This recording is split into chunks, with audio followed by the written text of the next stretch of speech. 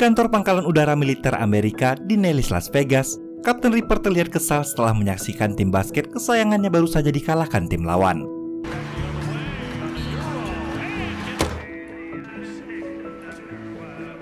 Kapten Ripper adalah operator drone tak berawak yang setiap harinya bertugas mendampingi tim lapangan sebagai mata di udara, sekaligus tim penghancur saat para tentara Amerika melakukan misinya di darat.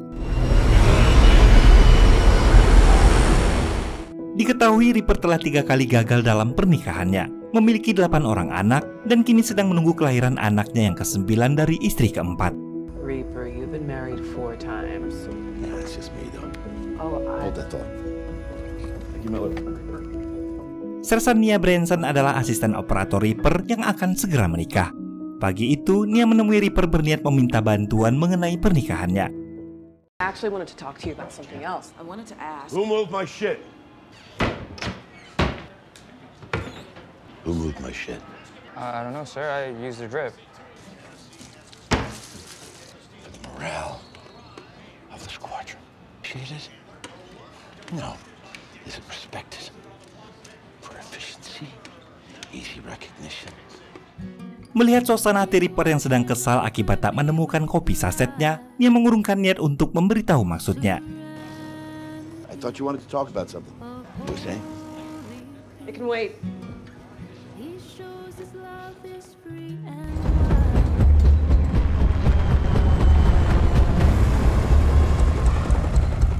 Sementara itu di pangkalan udara Amerika Serikat di Palawan, Filipina, Sersan Kenny alias Playboy akan melakukan tugas pertamanya bersama tim yang dipimpin oleh Sersan Utama John Sweet.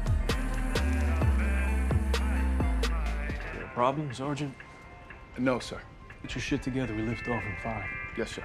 Hey, your Halo qualified, yeah? No, sir. You'll be fine. Are we doing a halo jump? Hari itu Playboy bersama John dan 2 rekannya yaitu Sersan Abel dan Sersan Bishop diperintahkan menuju Laut Sulu untuk menyelamatkan seorang agen CIA yang tertangkap ketika memata-matai seorang pria bernama Alexander Petrov yang merupakan seorang pedagang senjata sekaligus mantan agen KGB Rusia.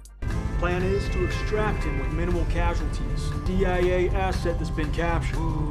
Intel on Alexander Petrov, a Russian arms dealer and former KGB. Kembali ke pangkalan udara Amerika di Nellis, Las Vegas. Setelah menerima panggilan telepon dari salah satu anaknya, Ripper menghampiri bawahannya yang selalu asik menyaksikan pertandingan basket hingga sering tak mengangkat panggilan telepon di sana. Look, okay. Gotta go. Here drop. 37% of the time. College, right? It's made about hard. Ripper mengingatkan jika istrinya sedang hamil. Dia perlu selalu waspada jika ada panggilan mendadak darinya. Ripper yang tak bisa menyalakan handphone di ruang operator minta mereka untuk mengecilkan volume televisi dan segera mengangkat jika ada panggilan telepon. Why don't we just keep this volume down at a low level? Because this is professional work environment. My wife is pregnant. I got a favor to ask you. While I'm on op, if she goes into labor, she's gonna call that phone. You need to answer it. You need to come and get me. Right? Thank you very much. Tak lama kemudian atasan Ripper bernama Kolonel Packard memerintahkan Ripper kembali bekerja dan tak mengganggu kesenangan mereka yang sedang beristirahat di sana.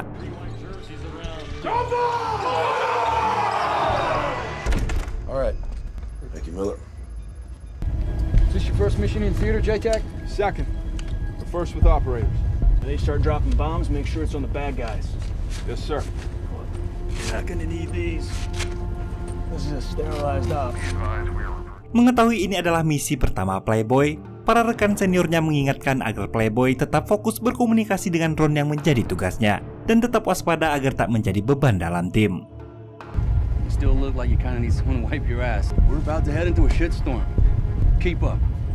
And don't fuck up. Hey, remember your training. He's good. Setibanya di lokasi tujuan, John segera memerintahkan pasukannya untuk segera melakukan penerjunan di sana.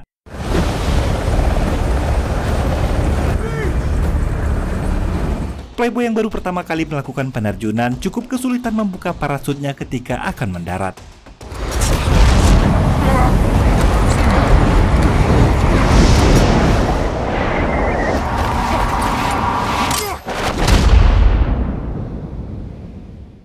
Setelah berhasil mendarat dengan selamat, Playboy yang bertugas melakukan koordinasi dengan pantauan udara segera berkomunikasi dengan Reaper yang telah siaga dengan drone MK9 yang mengudara di atas pulau tersebut.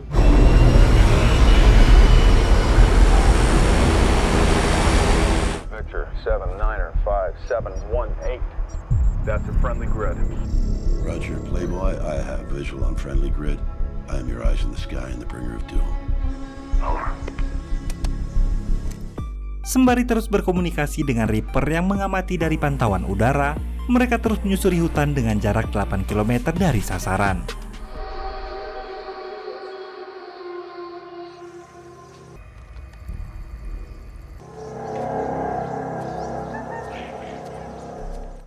Setelah berjalan sejauh 5 km dan semakin dekat dari sasaran, Sersan Abel yang memandu tim tiba-tiba melihat sebuah pergerakan mencurigakan tak jauh dari posisi mereka.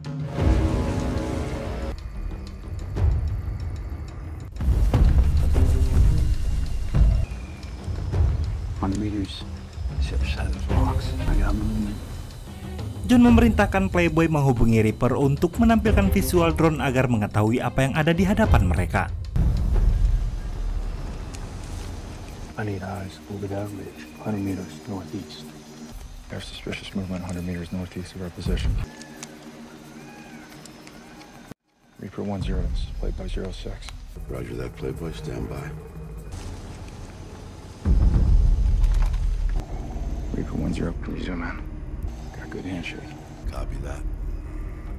Ketika kamera drone milik Reaper telah terhubung ke perangkat Playboy, visual mereka terlihat jelas, bahkan Reaper dapat melihat Bishop yang mengacungkan jari tengah padanya. Yeah, all that's sexy. Tak lama kemudian, tiba-tiba sistem operasi drone mengalami malfungsi hingga tak bisa menampilkan apapun. Roger, stand by. Systems malfunction. What the fuck? Reaper terpaksa menarik mundur MK9 yang tiba-tiba mengalami masalah, dan dia akan mengirimkannya segera setelah dilakukan perbaikan di pangkalan udara. Playboy, we gotta get this piece of shit back to base. We'll fix this one up. Get it back to your dad. Playboy, we have a systems malfunction. On the bird. There's another bird available. That is a negative.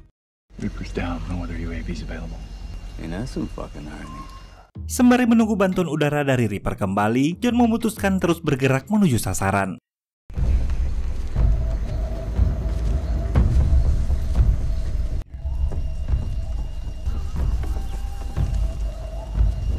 Looks clear.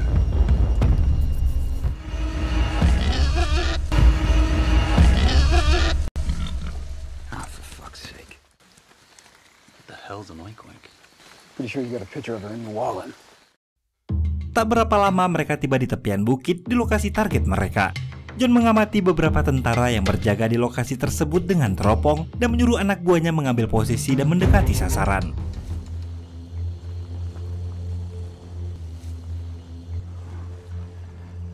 Let's push down. Mereka mulai menuruni bukit menuju sasaran yang terletak di tepi bendungan.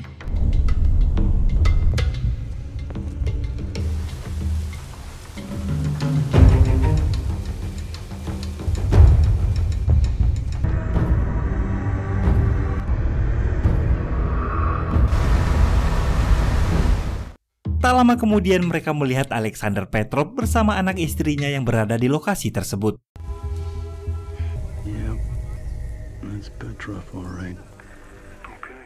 Sementara itu di pangkalan udara Nellis, Las Vegas, untuk kesekian kalinya Reaper kembali dibuat kesal ketika melihat panggilan masuk yang tak berdering, sebab salah satu dari mereka merubah mode silent pada telepon tersebut. No, it's not. Reaper kembali mengingatkan semua orang, bahkan atasannya Kolonel Packard, agar lebih aware terhadap panggilan masuk sebab bisa saja itu merupakan panggilan darurat. Guys. Di zona operasi tiba-tiba dua mobil pickup mendatangi tempat tersebut. Diketahui mereka adalah milisi lokal Abu Sayyaf, pimpinan Said Hashimi yang diduga bertujuan untuk membeli senjata. Local militia.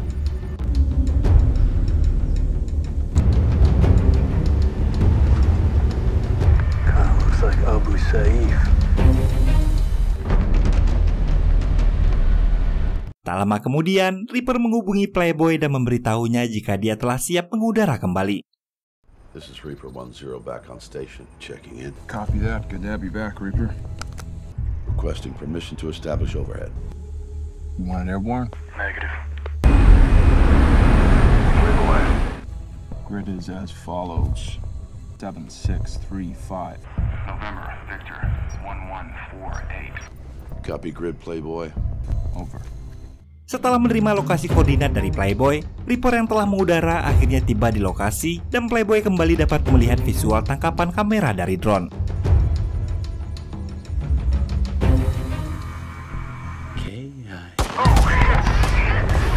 Oh, fuck. Entah apa yang terjadi antara Hashimi dan Petrov hingga kekacauan terjadi di sana. Dari kejauhan, John dan rekan-rekannya menyaksikan pemandangan yang sangat mengerikan tersebut.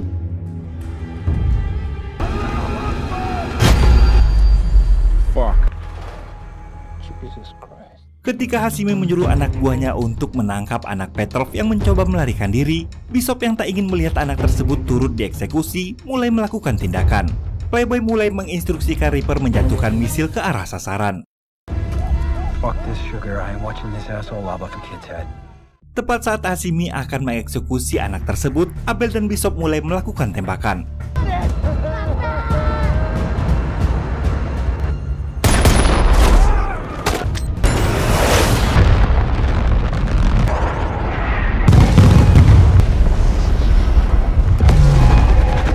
Di saat bersamaan, misil yang dilesakkan Reaper juga mulai menghujani tempat tersebut. Setelah ledakan dahsyat yang berhasil menyelamatkan anak tersebut, tiba-tiba 3 orang musuh keluar dari bawah bangunan tempat Playboy berada.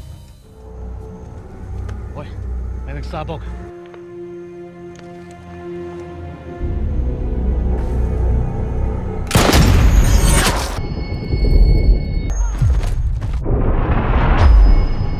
Tanpa diduga, sebuah granat jatuh di hadapan Playboy yang membuatnya refleks mengambil tindakan dan merobohkan bangunan tersebut.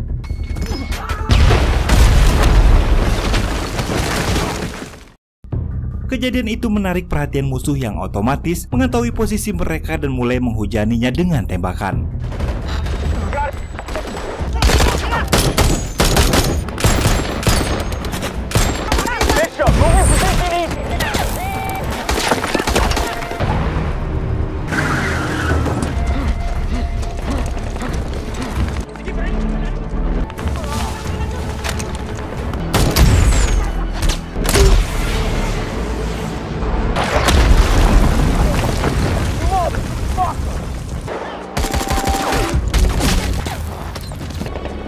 I need you to lay down to cover fire for Abel.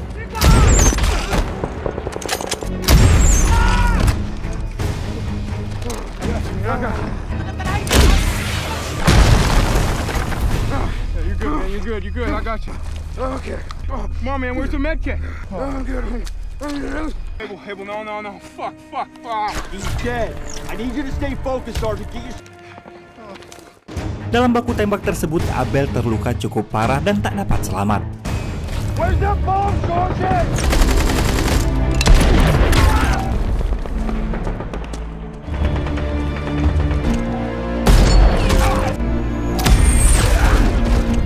You got eyes on it?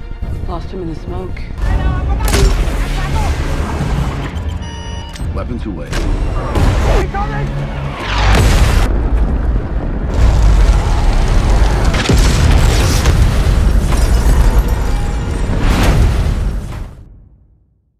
Meski Reaper telah berusaha membantu dari udara, namun banyaknya anak buah Hashimi membuat John dan tim kewalahan dan semakin terpojok. Playboy berusaha menghindari serangan dan segera menjauh dari tempat tersebut. Dia yang mulai panik menghubungi Reaper untuk meminta bantuan sebab telah kehilangan seluruh rekannya.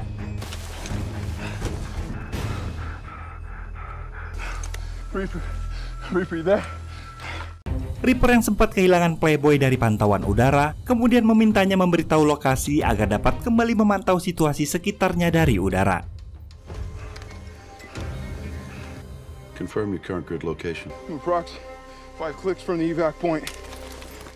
Mia yang menyadari ketakutan dan kepanikan Playboy yang untuk pertama kalinya berada di situasi kacau seperti ini, menyuruh Reaper mengajaknya terus bicara agar dapat menenangkan prajurit tersebut. Playboy, do you copy? You gotta calm him down. He's freaking out. Reaper lalu memberitahu Playboy jika helikopter evakuasi akan segera tiba untuk menyelamatkannya dan minta Playboy agar bergerak menjauh dari lokasinya tersebut. Hey, Playboy. Good news. The cavalry is on the way. Helicopter is inbound to the evac point. Setelah mengumpulkan keberanian menyusuri hutan ke lokasi penjemputan, Playboy yang baru saja mendapat ketenangan tiba-tiba kembali mendengar suara kendaraan yang semakin mendekat. I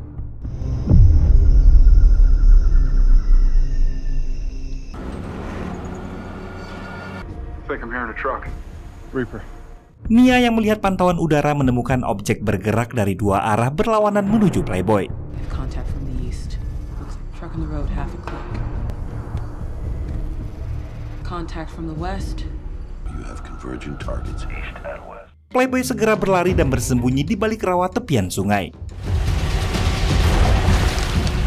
Reaper mengkonfirmasi jika drone-nya memiliki satu misil tersisa dan menawarkan bantuan skuadron udara. Okay, Playboy, tally eyes on target. What do you want to do? You want those Hornets airborne? Negative. Keep eyes on it. Tak lama kemudian, Playboy melihat sebuah mobil dan dua orang berkuda serta seekor anjing berada di sana. Reaper, do you have eyes on hostiles? Confirmed hostiles from the east are armed. They've got weapons, safe to assume. Ketika orang-orang tersebut asik berbincang, si anjing yang mengetahui keberadaan Playboy menghampirinya dan terus menggonggong. Buffalo Bill Is on your position. Do not move.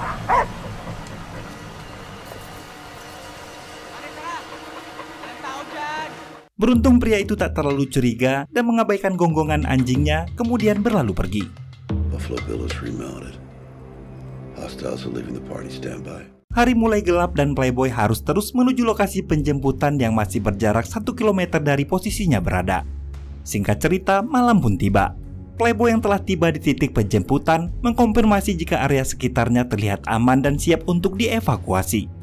Reaper dan Nia yang memantau via udara pun tak melihat ada tanda-tanda keberadaan musuh di sana.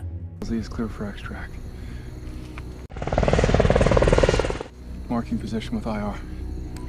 Setelah memberikan tanda, tak lama kemudian helikopter pun mencoba untuk melakukan pendaratan.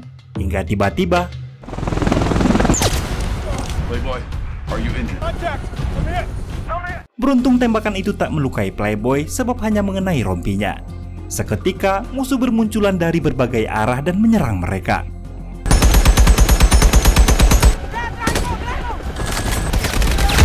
Helikopter berusaha memberikan perlindungan dan melakukan clearing area, hingga tiba-tiba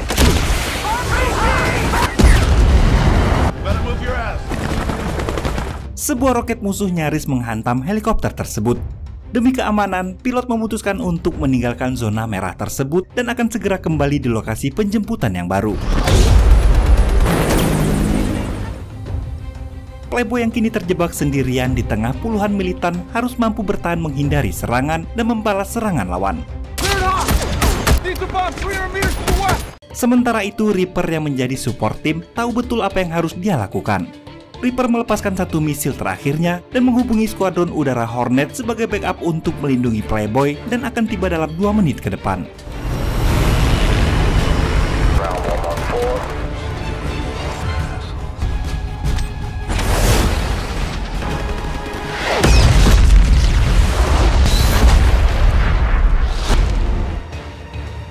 Nia mengkonfirmasi jika ada sekelompok militan yang datang dan Playboy harus bisa mengulur waktu hingga pesawat Hornet tiba di sana. ETA on the Hornets is 2 miles. Playboy, I am Winchester. I'm out of bombs.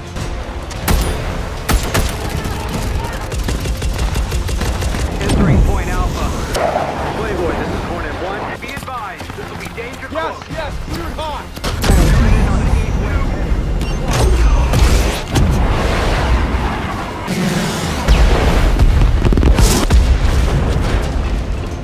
Serangan pertama Hornet berhasil meluluh lantahkan pasukan militan yang baru saja tiba di sana.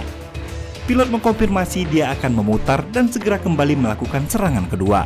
Playboy nekat memerintahkan pilot tersebut untuk melakukan tembakan ke arahnya sebab posisi pasukan musuh saat ini berlindung tak jauh dari tempatnya berada.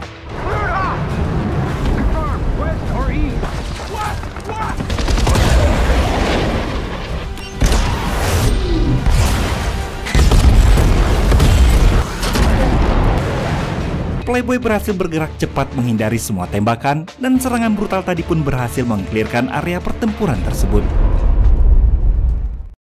Playboy, from what we can see, it looks clear.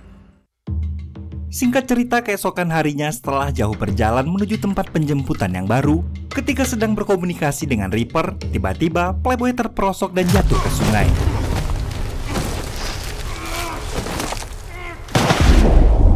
Playboy, do you copy? Playboy, you copy? Slid halfway down the fucking mountain. Di saat bersamaan, dari radar Nia melihat pergerakan 3 orang yang datang mendekat. Reaper, I've got movement. Playboy. Playboy, you have 3 hostiles heading your way. Find cover. 3 armed hostiles. Playboy yang akan bersiap menyambut kedatangan mereka baru menyadari jika senjatanya tertinggal di tebing. Mengandalkan pistol, Playboy berusaha melindungi diri dari serangan musuh yang mulai menembak. Scan forward, keep me with him. Copy. Ketika pelurunya habis, Playboy terpaksa berlari menghindari serangan. 2 orang musuh yang tersisa terus mengejar hingga membuat Playboy terpojok. Tak ada pilihan, Playboy pun segera melompati air terjun tersebut.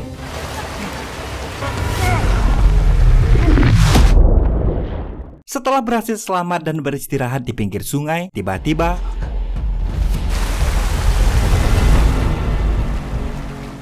Playboy berhasil tertangkap dan dibawa ke sebuah bangunan tengah hutan tempat persembunyian militan dan mendapat siksaan di sana. Sementara itu di markas, Kolonel Paket mendatangi Nia dan Reaper menanyakan perkembangan misi yang sedang berjalan. Reaper memberitahu misinya berantakan dan minta Kolonel Paket menunda pergantian shift hingga dia berhasil membawa para tentaranya kembali. Tak lama kemudian, seorang pria misterius muncul di tempat Playboy disekap dan segera menyerang 2 anak buah Hashimi tersebut.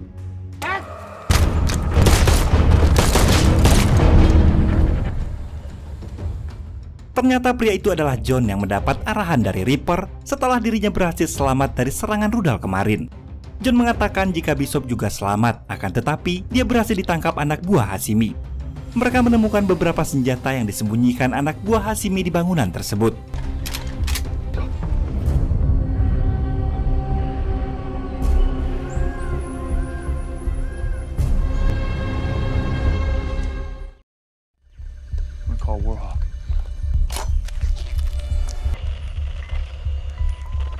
Playboy menghubungi Reaper dan minta dipersiapkan bantuan udara sebab dia dan John akan kembali ke titik awal pertempuran menyelamatkan Bishop sekaligus agen CIA yang menjadi misi utama mereka.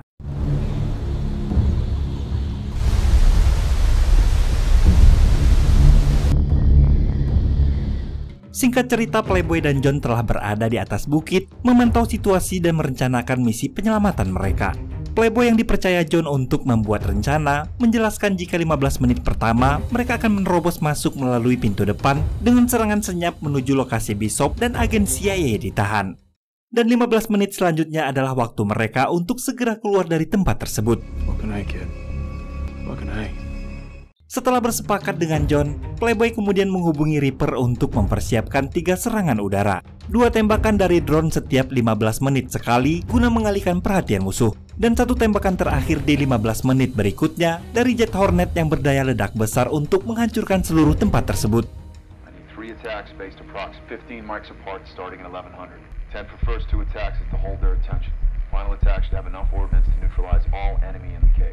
Setelah memahami rencana John dan Playboy, Reaper segera memberikan tanda pada titik serangan. Kapten Packet yang telah berada di ruangan kontrol dan mendengar rencana tersebut memerintahkan Reaper dan Nia segera pulang sebab jam kerja mereka telah berakhir dari beberapa jam yang lalu.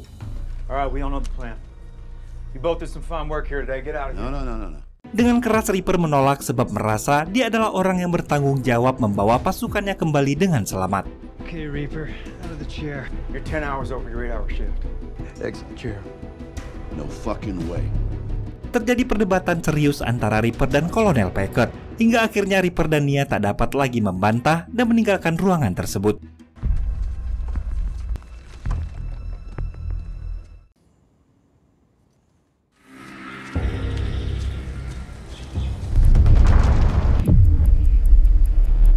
Playboy dan John mulai menghabisi satu persatu musuh yang sedang berjaga.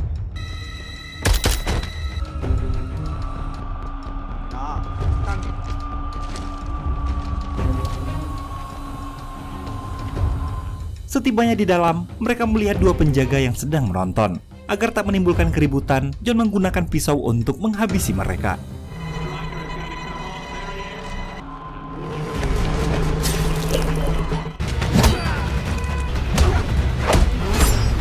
Ketika John berusaha menghabisi salah satu penjahat, mendadak Playboy juga diserang oleh penjahat lainnya.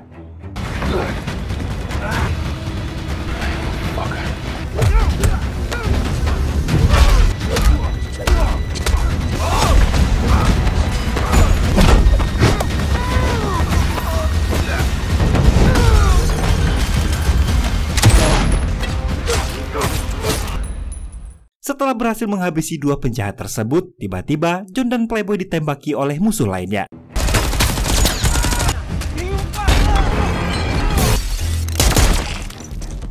Misi penyelamatan yang seharusnya berlangsung senyap berakhir dengan saling menembak dan memancing anak buah Hashimi berdatangan menyerang mereka.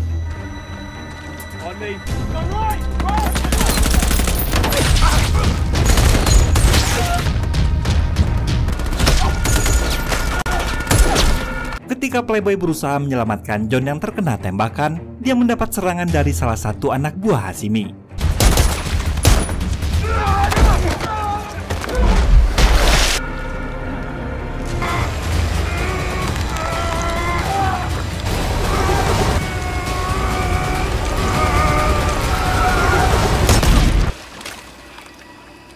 Beruntung, John berhasil menembak pria tersebut.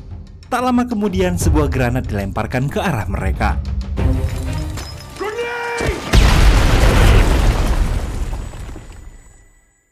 Singkat cerita, John dan Playboy berakhir ditangkap dan dimasukkan dalam sel tempat Bishop berada.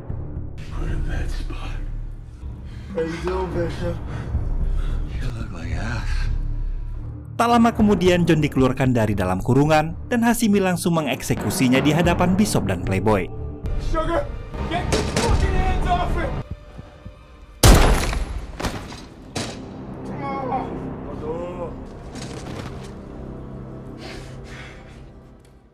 Di ruang kontrol, Kapten Andrew yang melanjutkan misi Reaper telah menembakkan serangan pertama di mana Playboy merasakan guncangan dari serangan tersebut.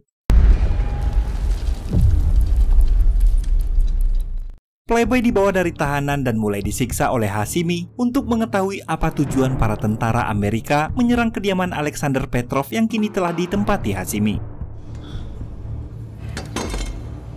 I told you, there's more bombs on the way. I'm not interested in your faceless bombs. What you and I are doing right here. Playboy mencoba memperingatkan Hashimi jika mereka harus segera keluar, sebab akan lebih banyak bom yang datang untuk menghancurkan tempat tersebut. Bukannya mendengarkan peringatan Playboy, Hashimi memerintahkan anak buahnya untuk terus menyiksa Playboy hingga dia memberitahu misinya.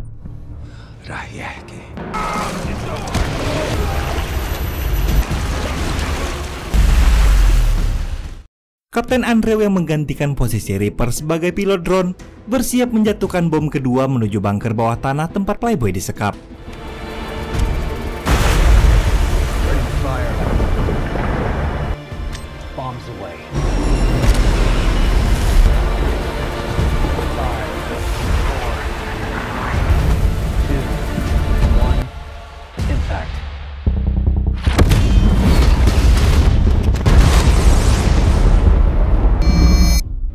Playboy terselamatkan dari kobaran api yang membakar seluruh area tersebut karena posisinya di dalam air. Playboy mengambil sebilah pedang milik Hashimi yang tertinggal, kemudian menuju ruang tahanan untuk memeriksa keadaan Bishop. Tiba-tiba, dia mendengar seorang tahanan yang meminta bantuan. Ketika kerangkengnya dibuka, ternyata pria itu adalah agen CIA yang sedang mereka cari. Setibanya di ruang tahanan Bishop, ternyata Hashimi juga berada di sana. Tanpa pikir panjang, Playboy segera menghunuskan pedangnya pada pria tersebut.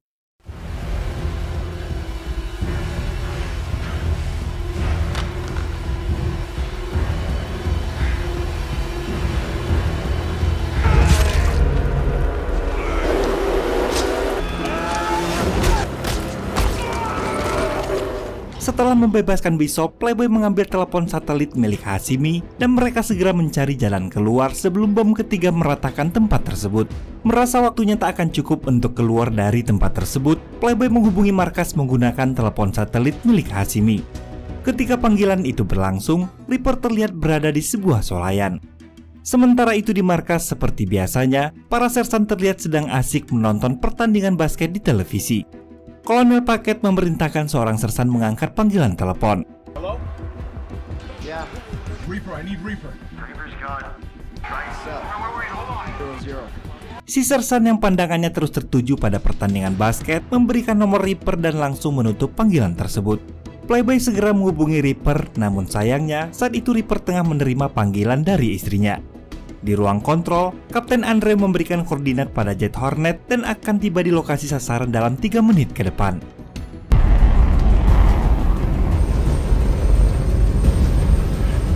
Ketika Reaper memeriksa pesan suara di ponselnya, dia mendengar pesan dari Playboy yang minta untuk membatalkan serangan ketiga. Sembari memacu mobilnya kembali ke markas, Reaper mencoba menghubungi markas namun tak satu pun orang yang menyadari panggilan tersebut karena semuanya sedang asik menonton. Jet Hornet mengkonfirmasi 30 detik menuju sasaran.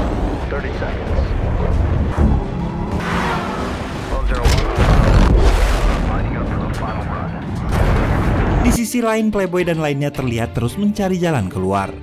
Reaper yang telah tiba di markas segera berlari menuju ke ruang kontrol.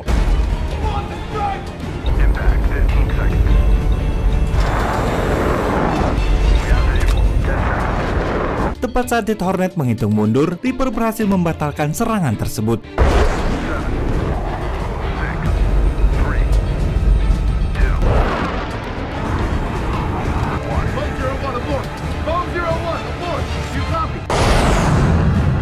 Playboy, agen CIA, dan Bishop pun akhirnya selamat. Reaper menghampiri ruang televisi. Dia minta perhatian mereka yang berada di sana.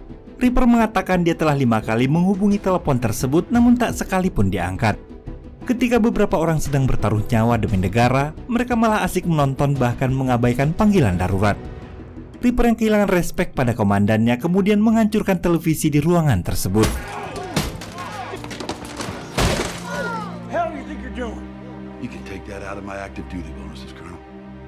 Ketika akan pulang, Nia menghampiri Reaper dan ingin mengatakan sesuatu padanya. Ternyata sedari kemarin, Nia ingin meminta Reaper menjadi pendamping pria dalam pernikahannya. Reaper yang telah menganggap Nia sebagai anaknya sendiri pun merasa itu adalah sebuah kehormatan baginya. Dan film pun selesai. He shows his love is free and wild. He is the master of my life.